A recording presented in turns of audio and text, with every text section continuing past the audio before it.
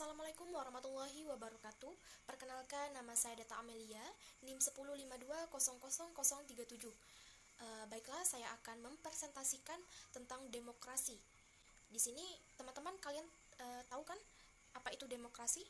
Demokrasi adalah bentuk pemerintahan di mana semua warga negaranya memiliki hak setara dalam pengambilan keputusan yang dapat mengubah hidup mereka.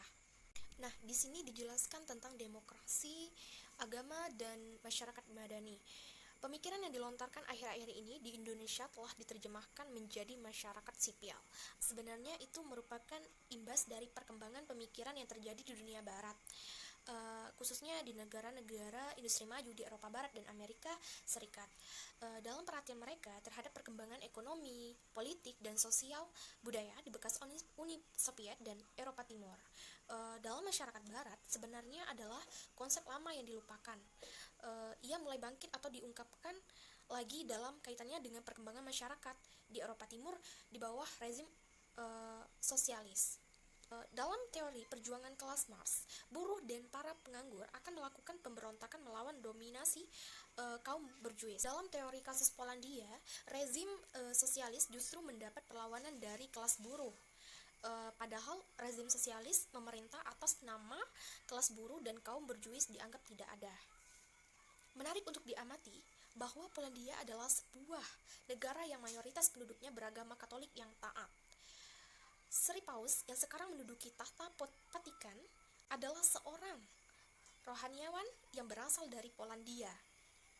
Rupanya di negara yang sikap pemerintahnya sangat kuat anti agama itu, agama Katolik ternyata mampu bertahan.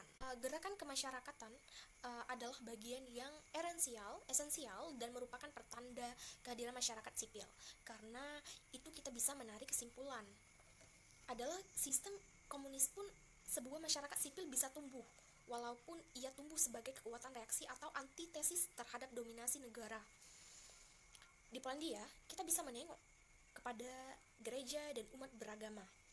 Tetapi sebagaimana jika kita melihat di negara-negara lain, misalnya di Uni Soviet, Cekoslovakia atau RRC, apakah peranan gereja Yunani Ortodoks sama kuatnya dengan gereja Katolik? Di Polandia, ternyata proses liberalisasi ekonomi dan demonstrasi politik yang terjadi di Rusia itu cukup kuat juga. Ini masyarakat sipil di RRC mungkin lemah atau tidak tampak. Karena itulah maka proses demokratisasi politik di situ mengalami kegagalan, setidak-tidaknya jauh ketinggalan dibanding dengan proses liberalisasi ekonominya. Arkeologi konsep itu secara harfiah, civil society itu sendiri adalah terjemahan dari istilah Latin civilis, socialis, mula-mula dipakai oleh Cicero 106 sampai 43 SM, seorang orator dan pujangga Roma yang mengacu kepada gejala budaya perorangan dan masyarakat. Dalam konsep Locke dan Rousseau, belum dikenal pembedaan antara masyarakat sipil dan negara. Pembedaan antara masyarakat sipil dan negara timbul dari pandangan Hegel, pemikir Jerman yang banyak menarik perhatian, yang ditentang dan sekaligus diikuti oleh Marx melalui pandangan ahli hukum Soepomo, anggota Badan Penyelidik Usaha-Usaha Persiapan Kemerdekaan Indonesia atau BPUPKI. Kita di Indonesia cenderung mengikuti konsep negara ideal dari Hegel. Marx tampak mengikuti pandangan Hegel dalam melihat masyarakat sipil sebagai masyarakat berjuis. Bagi Marx, masyarakat berjuis mencerminkan sistem kepemilikan modern yang bermuatan nilai materialisme yang kasar, di mana setiap orang mementingkan diri sendiri atau egois, dan di mana setiap orang berjuang melawan yang lain. Memandang buruk masyarakat sipil sebagai masyarakat berjuis tidak berarti Marx mengidealisasikan negara. Bagi Marx, negara tak lain adalah badan pelaksanaan kepentingan kaum berjuis. Adalah suatu ironi, kata Marx, bahwa negara yang diidealisasikan sebagai wadah nilai-nilai universal, moral, dan cita-cita masyarakat ternyata hanya melayani kepentingan manusia secara parsial, yakni individu-individu yang mengejar kepentingan diri sendiri secara serakah dan terpisah dari kepentingan umum. Untuk masyarakat madani, dalam proses terbentuknya masyarakat sipil dan negara modern di Eropa Barat dan Amerika Utara, negara telah disingkirkan dari arena politik dan kenegaraan. Tentang peranan negara itu sendiri banyak timbul kontroversi versi. Satu versi pandangan mengajukan prinsip non-intervensi dan laissez politik dan kenegaraan. Tentang peranan negara itu sendiri banyak timbul kontroversi.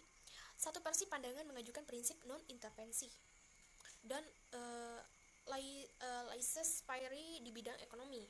Paling tidak peranan negara yang minimal. Versi yang lain menghendaki peranan negara yang aktif dalam memelihara kepentingan yang universal, mendidik masyarakat, mengarahkan perkembangan ekonomi, melindungi hak asasi manusia, membela kepentingan kelompok yang lemah atau bahkan aktif. Di masa kolonial, khususnya menjelang Perang Dunia Kedua, kaum cendekiawan memainkan peranan penting baik dalam proses pembentukan masyarakat maupun dalam upaya meruntuhkan negara kolonial. Di masa kolonial, proses terbentuknya masyarakat sipil berjalan sangat lambat. Ya, di sini tradisi dalam gerakan Islam di Indonesia sebenarnya lebih mengacu kepada suatu pembentukan masyarakat. Islam mengacu kepada integrasi umat atau masyarakat. Acuan ke arah integrasi umat ini dipegang terutama oleh Nahdlatul Ulama atau NU. Kita melihat pula perkembangan masyarakat sipil, tapi kita juga melihat gejala ketiga, yakni pengintegrasian agama ke dalam negara sebagai dampak dari pelaksanaan cita negara integralistik. Sekian dari saya dan saya akhiri. Wassalamualaikum warahmatullahi wabarakatuh.